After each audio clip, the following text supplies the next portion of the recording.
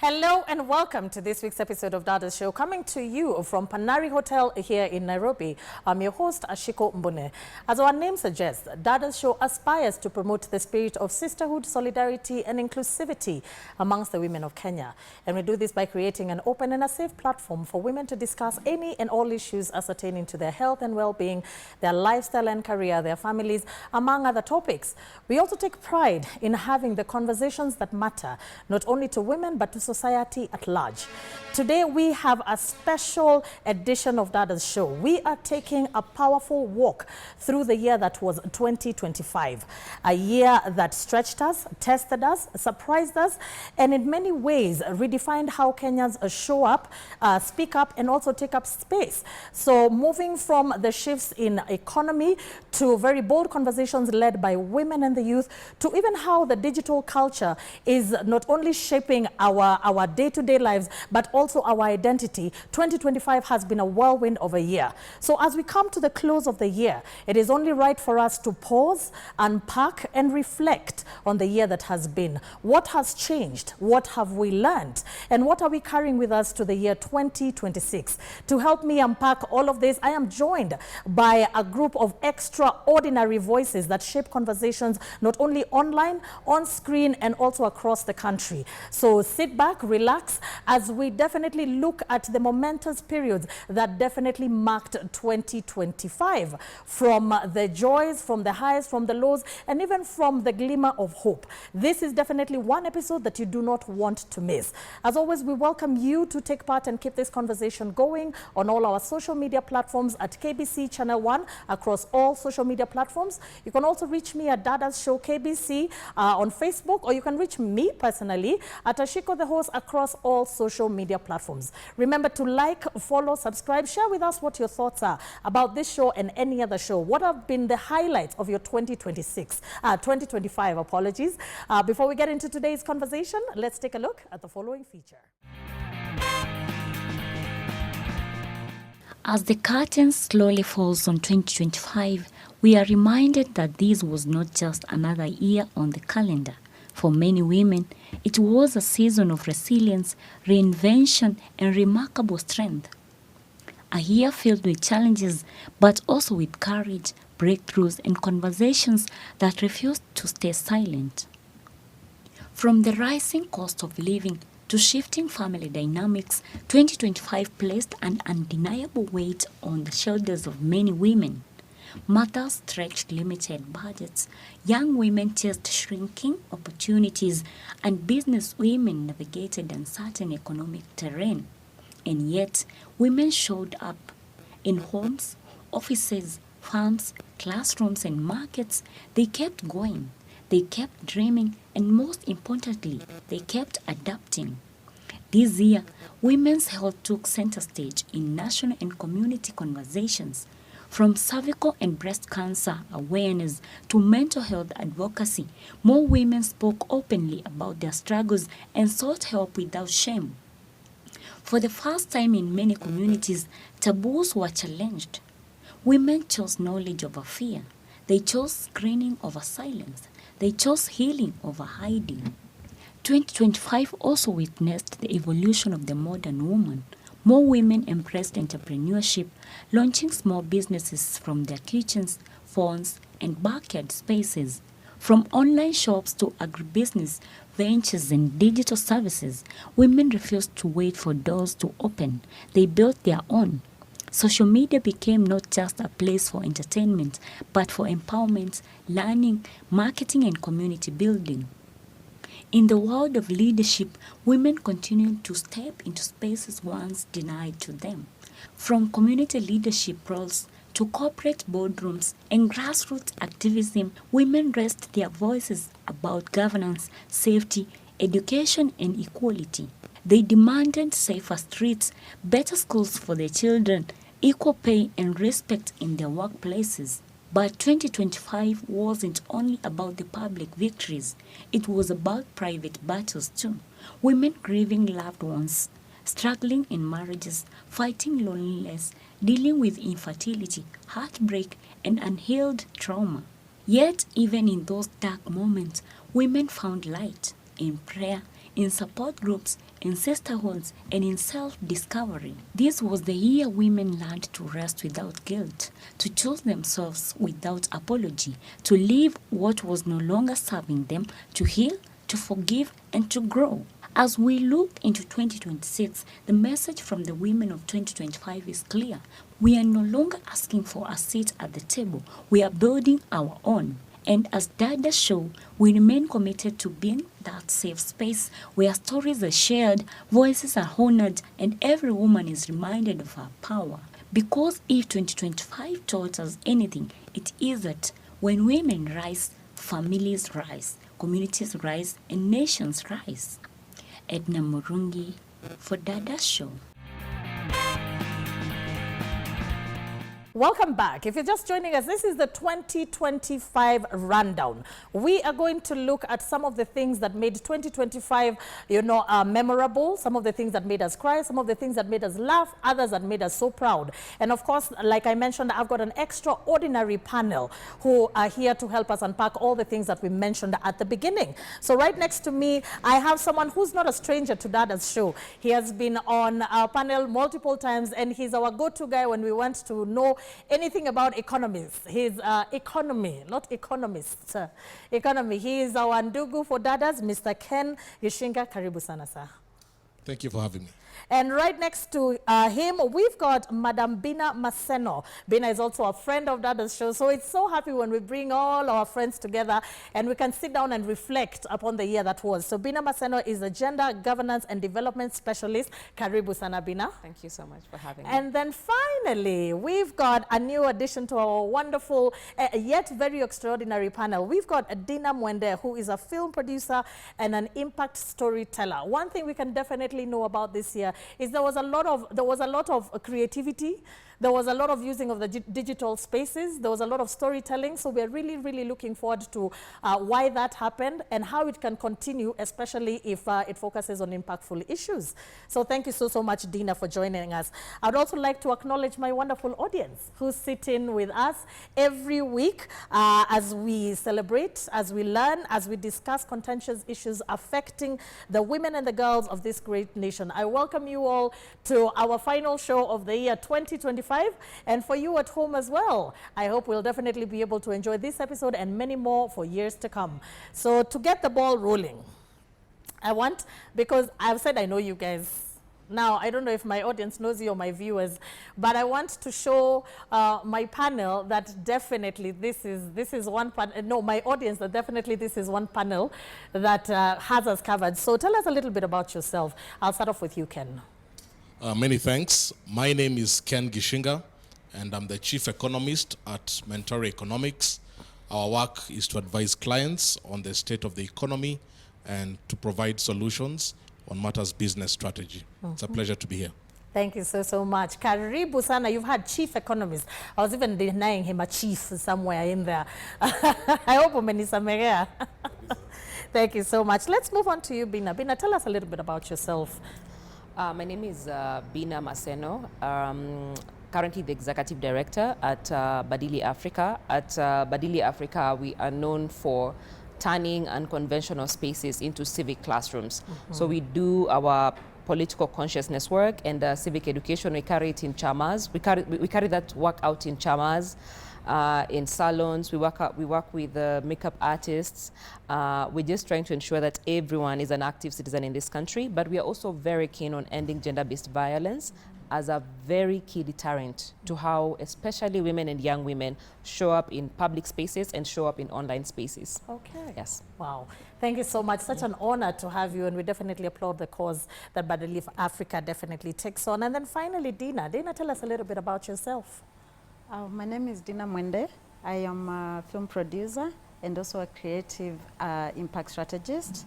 By that, I mean I work on films or any artwork that has social change messages in it, in terms of getting it to the people, starting important conversations that can bring about change. I am the founder of She Moves Africa Films, which is the company that is now doing Sugar Mashariki Season 2. and I'm the producer. I'm happy to be part of that big production because end of the day we are bringing in the conversations that the young people have been working on and spiking conversations within the community. Thank you so much, Dina, for joining us. And I'm very curious to know about Sugar because I believe originally Sugar was based in South Africa or was shot in South Africa. So it's definitely something that we are proud of as Kenyans in 2025 to have it, here in Kenya. But we'll dig into that a little bit more in the course of the show. So let's go to you, Ken. We talked about the economical shift. And I think that's the one thing that everybody, if you talk to any Kenyan throughout the year, hey, economy. You know, from an economist's point of view, what headline shift defined 2025 for ordinary Kenyans? Thank you. There were some very significant shifts that happened in 2025, but we entered this year off the back of a very challenging 2024. Absolutely. With the Gen Z uprising on June 25th, 2024. And at that time, the issue was around unemployment. Youth unemployment stands at about 67%. Wow. And at that time, young people were asking, why have I graduated with a degree in university, but I'm not able to get a job? Why many of them had gone through the free primary education, so very smart, very intelligent, very digitally savvy, and they asked very hard questions. So coming into 2025, there was an expectation that we'd look at the business environment because business is what creates jobs. Interest rates were very high at the very beginning of the year. The central bank has tried to reduce them, but still it's not in a place that is still very accessible. Taxes on the pay slips, particularly the affordable housing deductions, also affected the demand of people. So people's pay slips went down and purchasing power went down. And because of those two forces, we saw both the demand side and the supply side really struggling. Yes. Internationally, we also saw the rise of Donald Trump in the US.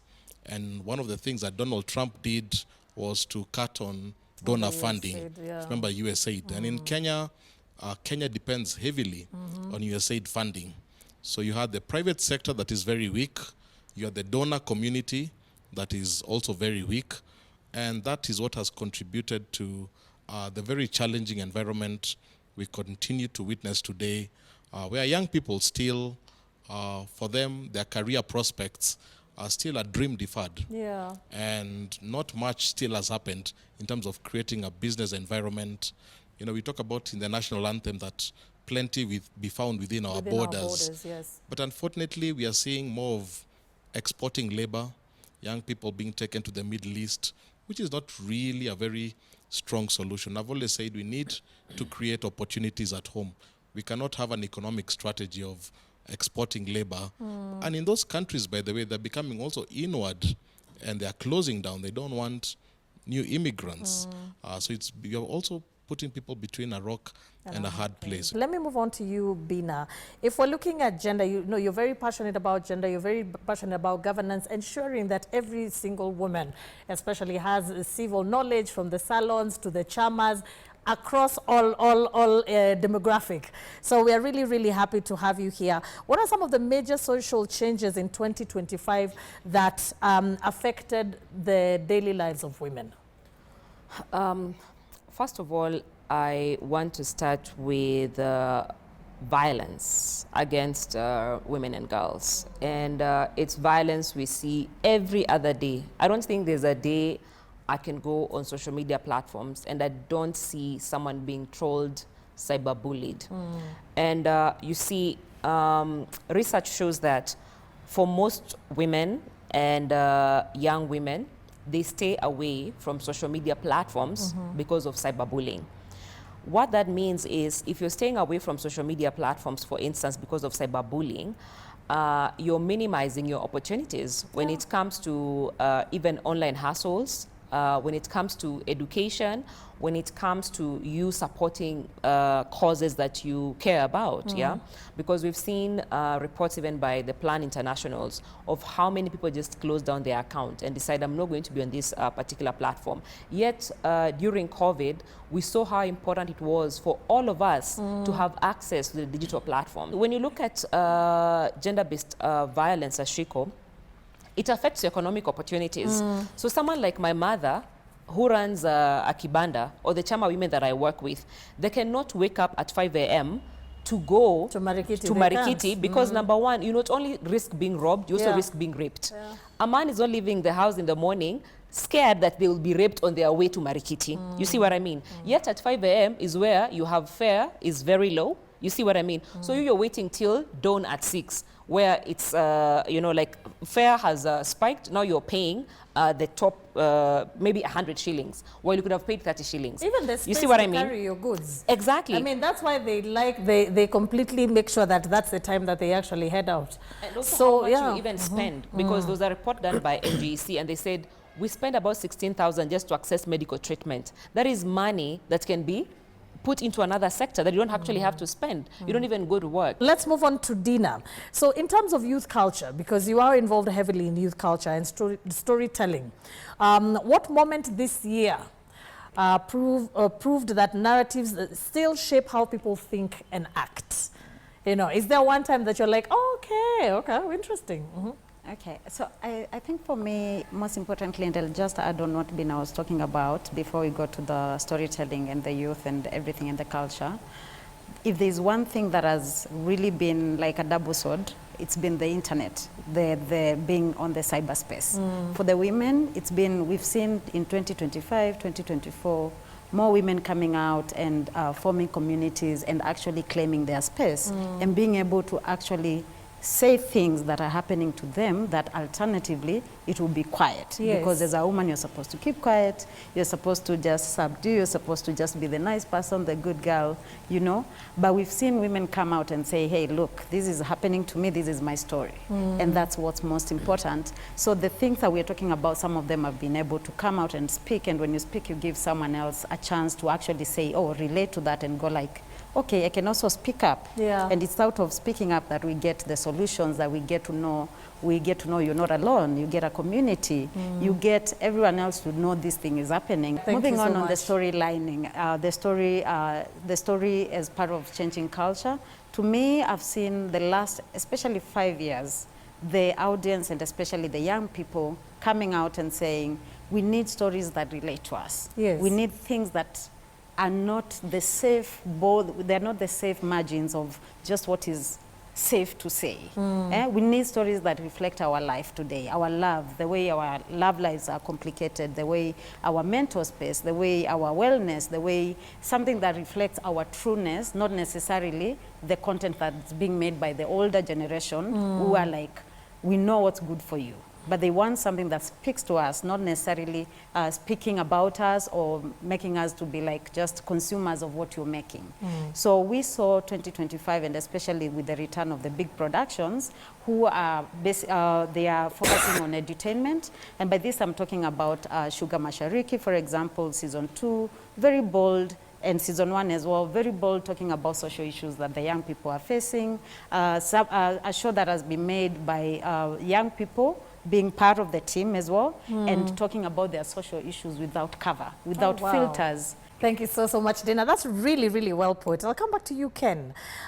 Many people, and not even young people only, but many people struggled with the cost of living, but also looked for new income paths. That's what I was mentioning earlier, that I love how innovative Kenyans are and how Kenyans get, even when they've been pushed against the wall. So what change in the youth economic, or actually what change in the economic behavior stood out for you in 2025?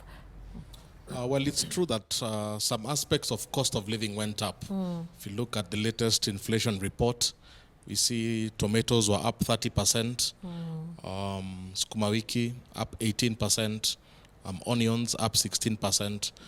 But on a holistic perspective, inflation was at 4.5%. Meaning the big problem we have in Kenya is not really per se inflation, but income, where unemployment remains a big problem. Now, there are two main macroeconomic indicators in economics: inflation and unemployment. Yes. Whereas we've managed to tame inflation, our unemployment is running through the roof. And that's why even you find things such as the Black November offers that you're finding, they didn't make a big impact because we have an income problem and unemployment. So even though you reduce the price of the product, There is no money. there is no money. There is no money, yeah. And that's why we have to solve the unemployment. And the problem we have in Kenya is we don't accurately capture unemployment statistics. In the United States, every second Friday of the month, they have to publish the unemployment numbers. That's the number that is most significant beyond anything else. That's what determines the politics of the day. In Kenya, I talked about 67%, but those are reports that come every once in a while. So we need to actually have a good methodological, the way we look at inflation on a month-on-month, we don't look at unemployment. But it's true, young Kenyans have been resilient. They have been very creative. The human capital of Kenya is what makes Kenya great. Absolutely. Very young, median age of 19 years, extremely creative online, in the physical space. And for me, that's what gives me hope about this country, that despite the challenges, there are people who, hope against hope, are still stepping out, showing up, and putting their craft, and really trying to bring the best version. That's really nice, and I like what you're saying. We have noticed, and it has been beneficial, but it has also been a double-edged sword. So when the online culture became more louder and more aggressive, how did the digital spaces influence young women's confidence and sense of safety? I know we touched a little bit on that, but I would want you to expound further. You know, the safe spaces that you talked about. Yeah. First of all, I really love the online space. And I love the online space because it also allows us to have a conversation. Because not all of us will even have a platform like this where you're invited and you get to sit here. But also why I love it is because as an activist, I know the many times you even want to hold a public gathering and the government can deny you permits. But now, you know, Twitter space, you don't even need government's permit. You just create your own space and you say, we are going to discuss the finance bill today, and that's it. Like, it has leveled the playing ground in terms of having a conversation. And then you're able to marshal over 1,000 people. I mean, you log on to a Twitter space and you're talking to 5,000 people, they are engaging, yet it is very hard to gather 5,000 people together in person, in one particular space. So true. I think for me, that's such an opportunity where we are where we're able to experience diversity of opinions, and we're able to hear what is a pain point for you. And we're also able to just educate each other. And for me, I think my highlight was during the Gen Z protest, the fact that people just took very complicated information and broke it down in different dialects, you know. So even if you were Luya, you were Kikuyu, you were Luo, you understood what exactly is happening in the country because someone has simplified that information for you. And that helps us engage. You know, I keep saying that sometimes most of this information can be so ambiguous that you don't know how to engage. You know, sometimes I give an example and I say that for me, when it comes to talking to my grandmother about how much we've lost in this country, I have to talk about it in terms of cows. Yes. Because for her, someone who has like 50 cows is so wealthy. Yeah. So if I tell her someone stole 1,000 cows, she's standing. She's like, what do you mean someone stole like how? You know, because that's how she's able to quantify wealth. But again, it's what you're saying in terms of business opportunity. Nowadays, guys are just ordering stuff, you know, online, you know. I find myself sometimes also just ordering my coats and my outfit. I'm like, oh, this is such an exciting outfit, you know. And then I just slide onto their DM. I'm like, how much is this dress? And, you know, they bring it to your door, you try it, it fits, you pay, you know. And I think that is beautiful, especially for the young people who coming up. I'm saying young people because I'm a Gen Z alumni. I know majority of the guys here. She's insisted on that story for Gen Z alumni. a Gen Z. But even as we say that, I think we have to also look at the double-edged sword that she said. Yes. And for me, I worry because as we get into the election mood and space, there's a lot of misinformation and disinformation, and not everyone is able to decode what is the truth. You see, so the perceptions that we see online, the propaganda that we see online, that is going to affect how we engage with different aspects of our lives. And I think it's very, very important for us to ensure that we tame misinformation and disinformation. Yeah.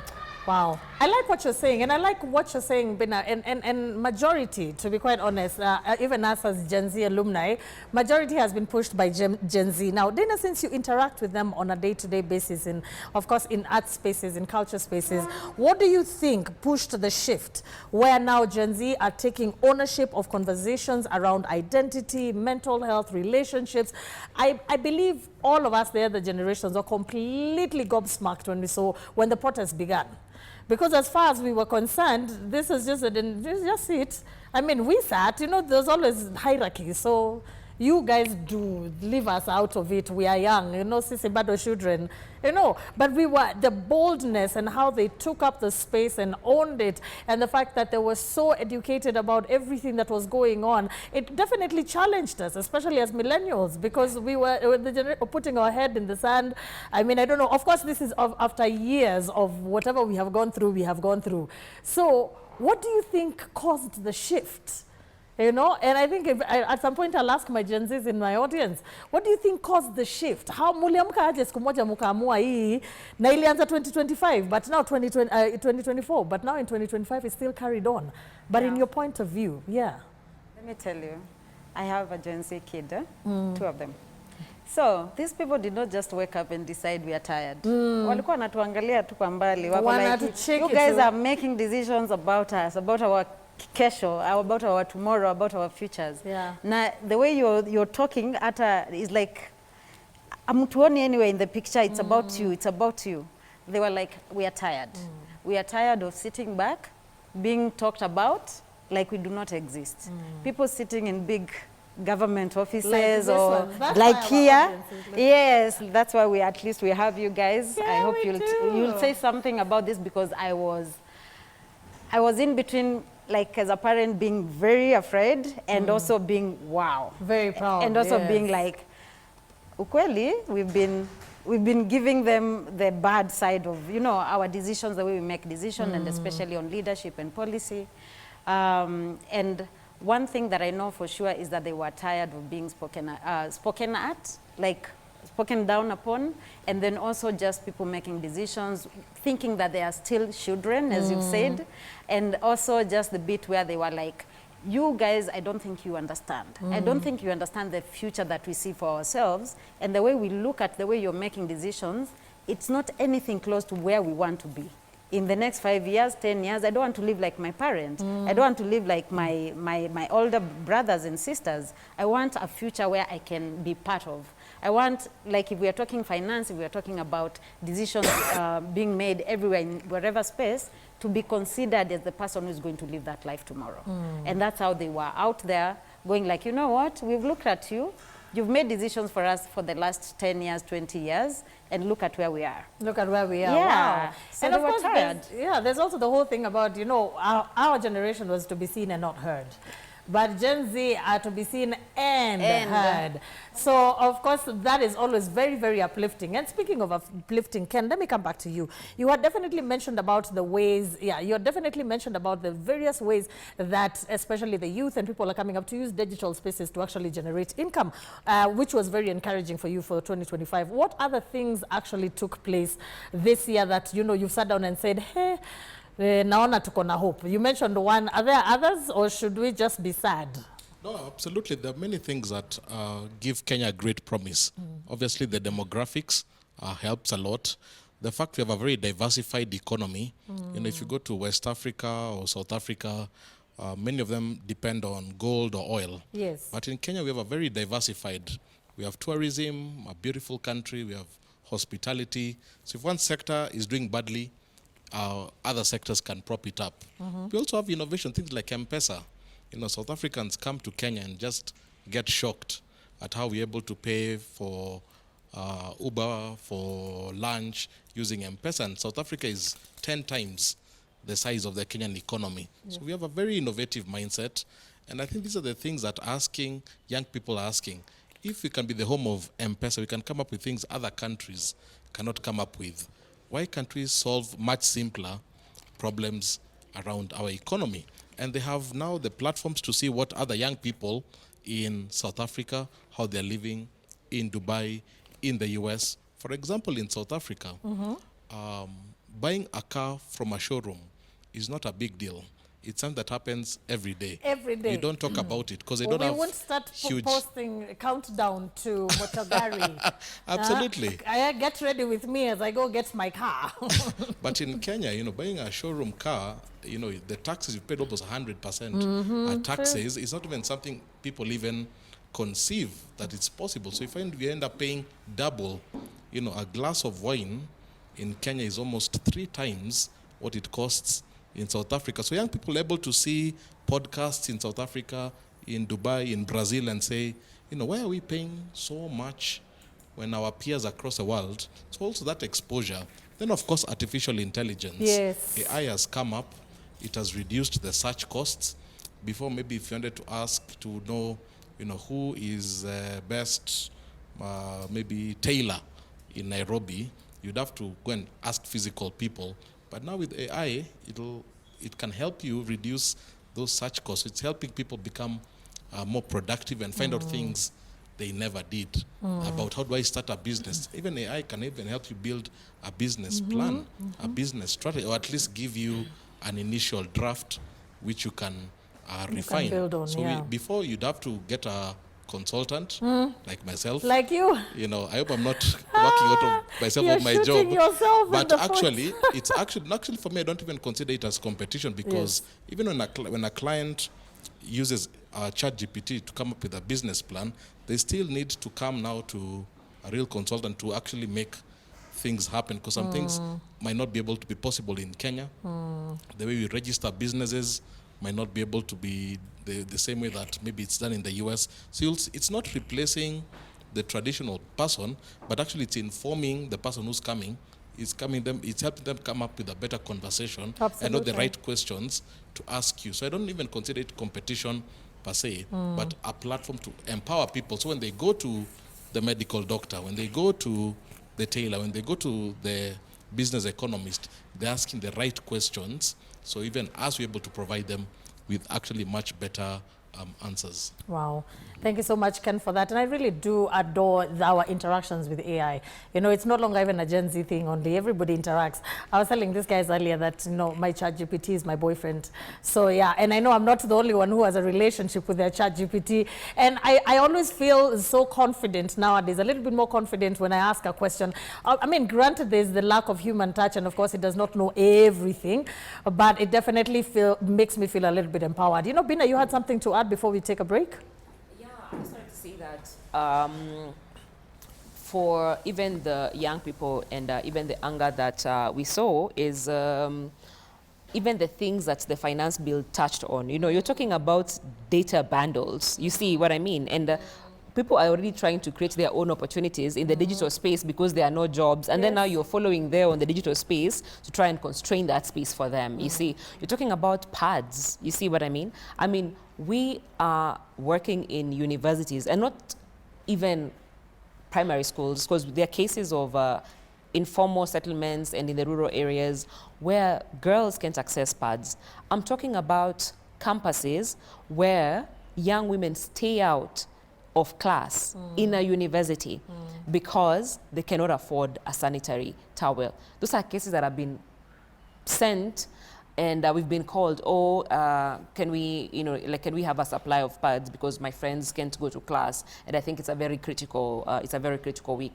And then that's the very, very thing you also want to tax. So there are very many issues that were enshrined in that bill that young people were very uncomfortable with, and they said, no, no, no, no, no, no, no. Also, you haven't consulted us. We never do adequate public participation in this country, and even when we do adequate, even when we try and do some semblance of public participation, we don't have a quality feedback loop, you know? So I have already shared my, my concerns with you. How then do you get back to me and tell me, we considered this, we didn't consider this, you know? I mean, we have submitted memorandas. I think about all those bills, the petitions, and the memorandas we submit. You spend some time, a whole day, to just present your memoranda, you know? And then the decision is made, and it even makes you more angry. You're like, why then did you invite us to come and submit a memoranda? And I think lastly, it's the fact that as the other generations, we've been whispering about these issues. We've been talking about these issues in our dinner tables, but we are scared to voice them out loud. And you're having a Gen Z, like my sister said here, they have watched you break your back to take them to school. Because when you think about it, most of our mothers, especially my parents, didn't even make it to university.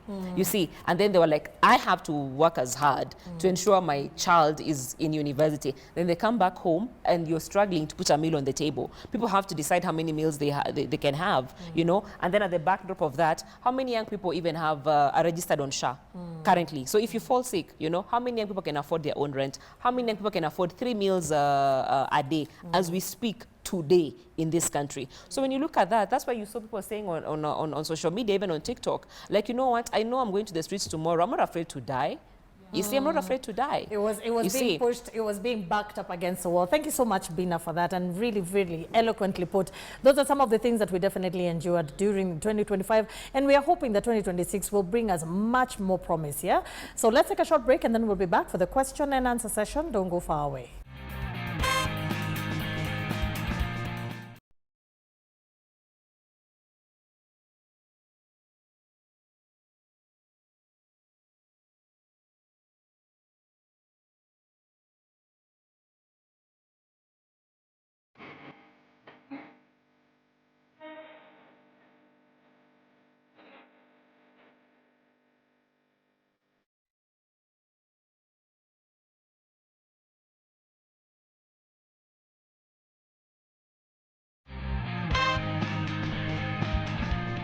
Welcome back. Remember, this is the 2025 rundown here at Panari Hotel. If you've missed our first segment, fear not. All the Dadas show previously aired episodes can be found on YouTube under the KBC channel. Remember to subscribe, remember to follow, and remember to leave us your feedback. So we are at my favorite time of the show, which is a question and answer, which gives our wonderful audience an opportunity to ask questions, give their feedback on this conversation for today. So to start us off, we've got Mabel. Mabel, karibu sana. My question is to Bina. So what support can women get so that they can take up these leadership roles, especially in the creative industry? So in terms of getting women in this creative space, what we would really like to see, and especially in the coming year, is more women getting accommodated in these spaces, because there's what we say, there's nothing about us for us without us. Meaning, if you're telling my story, or if this is a story about me, or a story that's supposed to help me, then you can't tell it without me. Absolutely. So more chances of getting opportunities to get women in spaces where they can make the decisions, they can be part of the ecosystem that they are talking about what's happening to them. Intentionally so, having just knowing that culturally and from way before, we've been at a disadvantage with women being in spaces where we need the equitable numbers. Like in this room, for example, I know intentionally we are here 2 and 1, 3 and 1. This is good. This is what I'm talking about. Yes.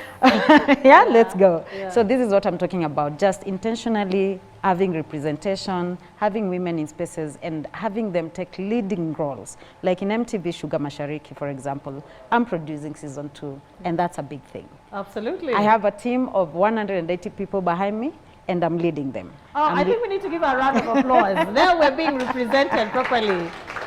I'm leading them, yeah, I'm leading them the what we call the woman way. The woman way is layered in care, is layered in the process, caring for the people, and also caring for the product. By this I'm meaning something that we carry within us, and you know it. In our hearts, we carry the mothers, they say we are the creators. Yes, and in the spaces where we are more holding space for everyone, not just for the women, but for the young people, for the young men, for the men as well, and wondering, are you okay?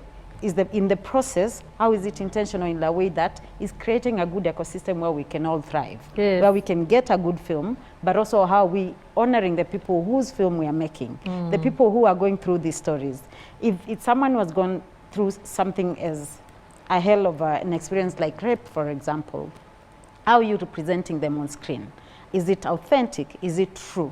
And then for the people who are making the show, let's say for the team, and I know here we have creatives, and the people behind the camera, how do they find the process? How are they taken care of?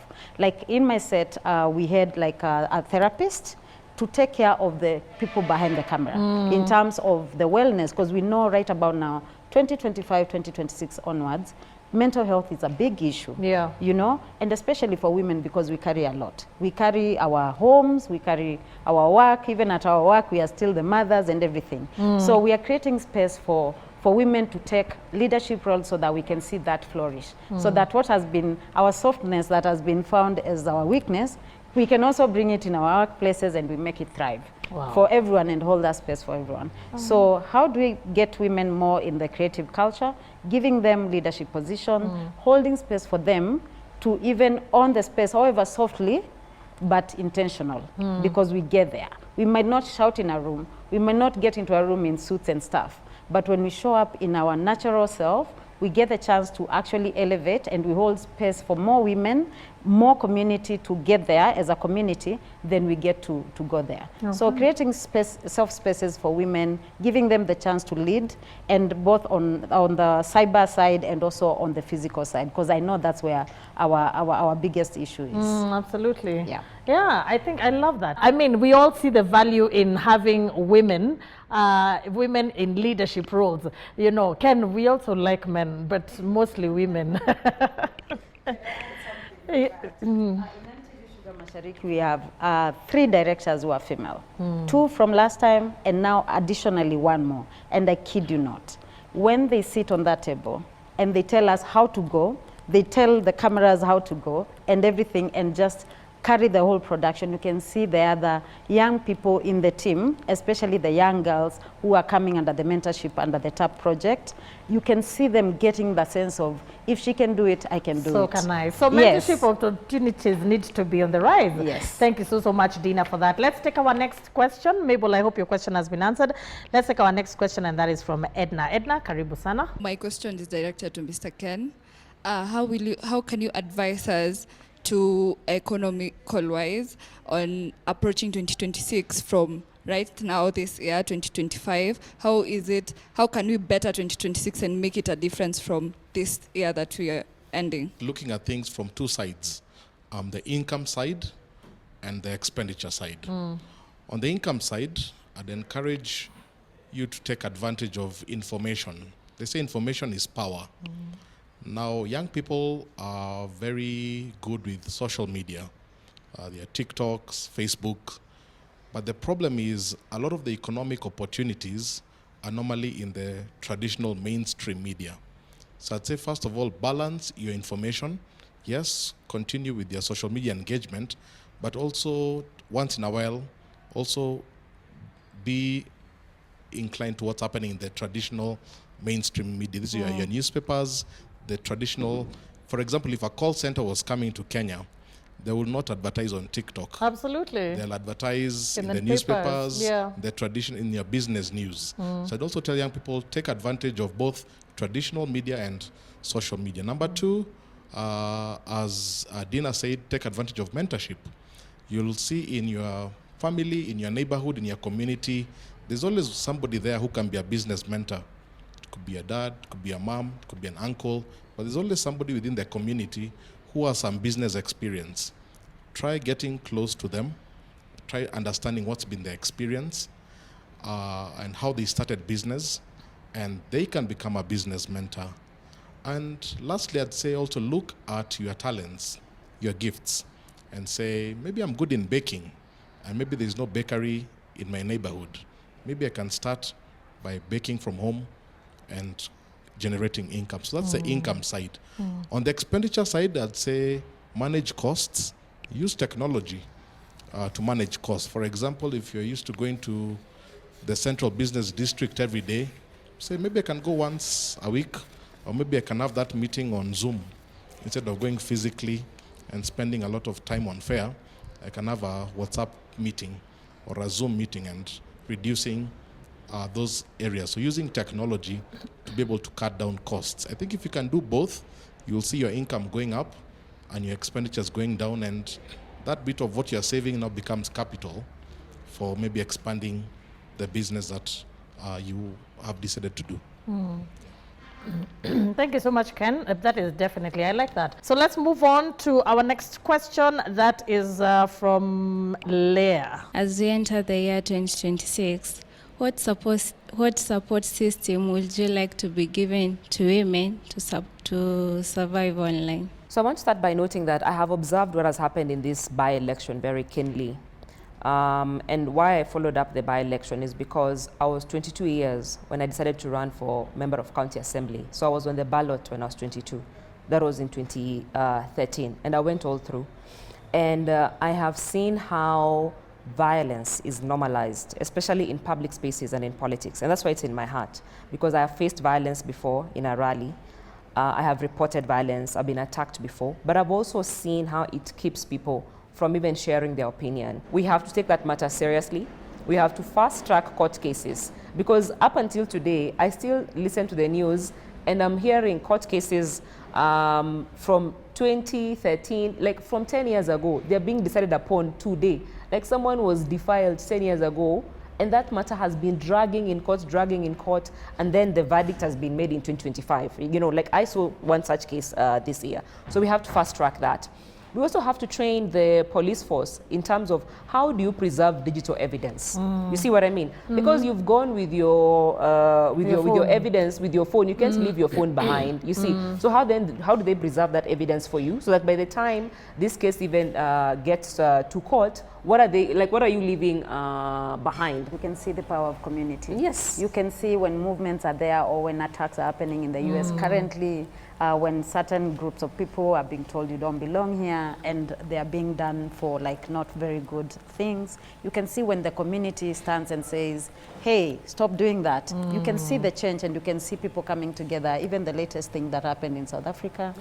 You can see the thing that comes when we say enough is enough, let me do the right thing. However much it might be just me and you for now, but other people will join. But it has to start with person. That one person is you. Thank you. Yeah. Because I find that most of us, we go through things that we don't report. Because even in the community, even if you're still staying with the perpetrator, report. Even for the work that we do, even with Chama women, we tell them, yes, even for you as a Chama woman, you need to be able to see how to support a survivor in your group. You see what I mean?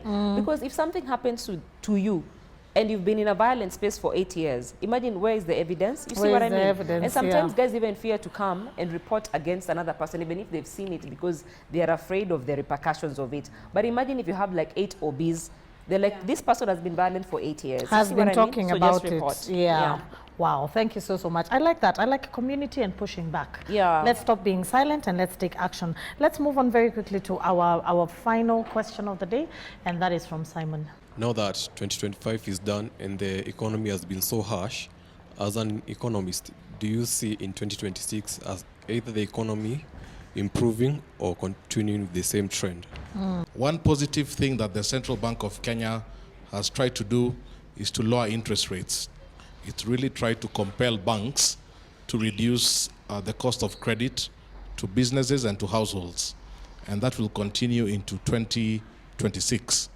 Now, the beauty about that is when you have a low interest rate environment, the cost of loans come down, so the cost of doing a business comes down, which means there's a bit more money in the pocket. So that should be a good element for the economy, meaning when people have more money in their pocket, they're able to buy goods and services. So even you, as you consider maybe starting a business, you're in an environment where the cost of doing business will not be exorbitant. So that's one area that I think would be very positive. There are also a lot of multinationals that want to set up in Kenya. because Kenya has very good human capital. So we expect to see more multinationals coming, and they will need a lot of local talent. And that's an area where you could, in fact, the UN is planning to have a number of its departments moving from New York to Nairobi. So that's another area that young people could take advantage in. But again, it begins with being aware of current affairs, being aware of what's happening. So staying on top of current affairs will be very critical in taking advantage of those opportunities. Well, thank you so much. I hope your question has been answered. And on that note, we have come to the end of today's very, very engaging conversation. And we really, really, truly appreciate each and every one of you for walking this journey with us. And we're definitely looking forward to catching up with you on the next one. So, of course, on behalf of our location partner, Panari Hotel, our production team at KBC, my wonderful panel, my wonderful guests, and even you at home, we thank you all. And we wish you a lovely, lovely end of year and Happy New Year to you. But until then, bye for now.